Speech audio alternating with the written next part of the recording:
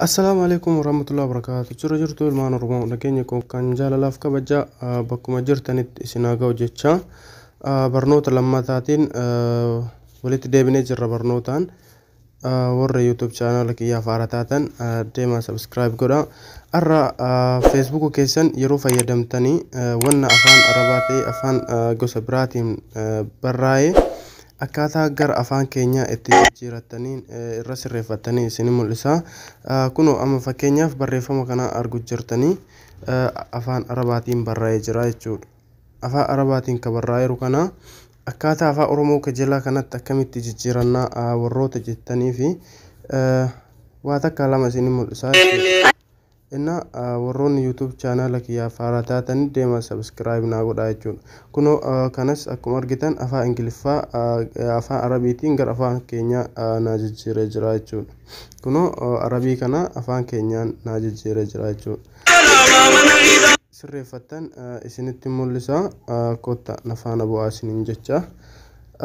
Isinitti hin dheeressu garuma barnoota isin dabarsaa jechuudha.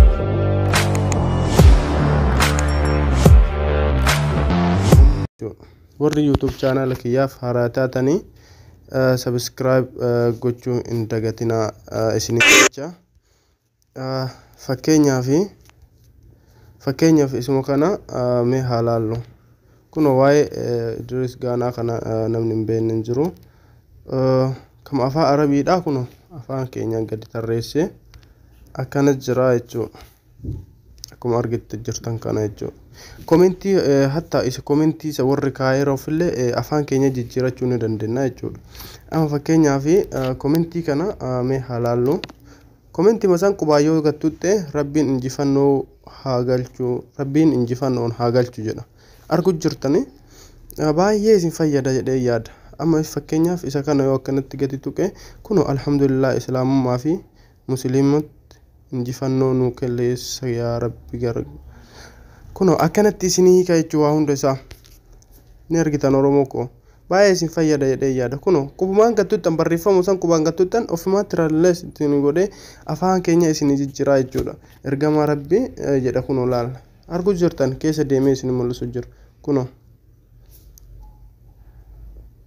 ammayyuu namoonni bilisaa jecha kunoo akkanatti waa hunda isinii hiika jechuudha. Jala deemtanii waa afaan Arabiitiin barraa'ee gara afaan keessanii nagaan hiikachuu dandeessanii jechuudha. Kunoo bifa kanaan. Okay. Kunoo akkanatti barreeffama namni komentii namni kaa'ee yoo hatta komentii namni kaa'ee akkanatti afaan keenya hinyee laaluu ni dandeenya waan barraa'e kana jechuudha. Okay. Gara barnootaa isin dabarsaa. Okay. Asiin gubbaa tuqaa sadii kana ni seentanii Facebook keessanii settingii seentanii. Baay'ee isin gargaara Oromoo koo.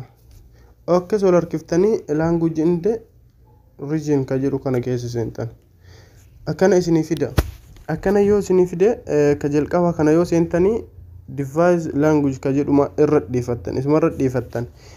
Isa lammaffaa kana ka jedhu ammoo Oromoo ka jedhu kana jechuun isarra gattuttanii isa bakaan kiyya laafaadha. Akkana isinii fida. As keessa Oromoo ka jedhu ni jira.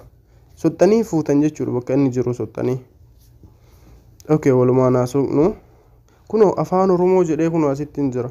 Isa san akkasirra gattuqxanii kaatanii yoo inni asirraa hitii isinii kenne gada xooftanii seef ta'etti tanaan seef godhattan. Seefii tana yoon goone isinii seef hin ta'u jechuudha. Amma seef naa ta'ee jira jechuudha. Seef isinii ta'uu isaa kunoo asii Oromoo jedhee isinii baasa.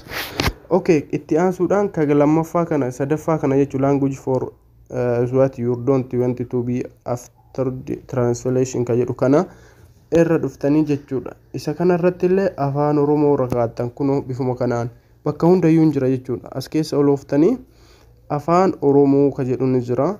Isa irratti kaa'attanii jechuudha. Okay, afaan Oromoo eessa jira asitti dhiifama afaan Oromoo.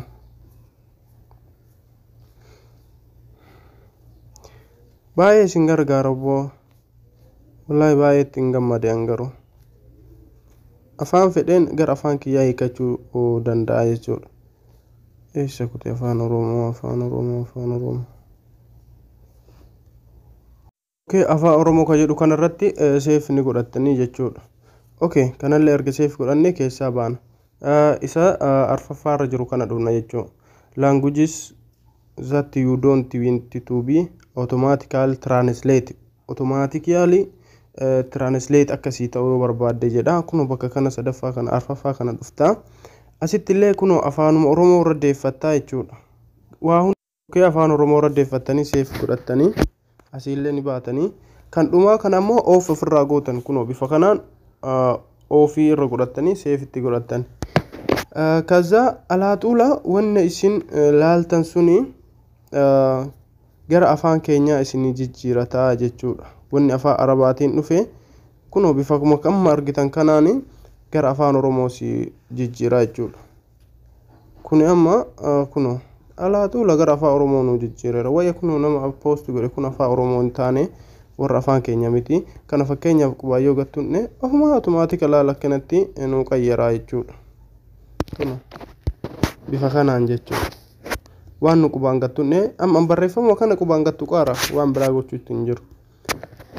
Kun akkanatti afaan keenyaan waan barbaanne dubbisuun ni dandeenya jechuudha. Kun tapha chaampiyoona liigii Awurooppaa irratti Liverpool osoo hin mo'atin booda gara Real Madrid imalee jedha. Kun afaan keenyaan nu hiikeera jechuudha. Inni akkasitti itti fayyadamaa isiniin jecha YouTube koo subscribe gochuun dagatina. Assalaamu alaykum warahmatullahi wabarakatuh. Barnoota biraatiin nagaa wajji deebinutti nagaan naa tura Oromoo koo.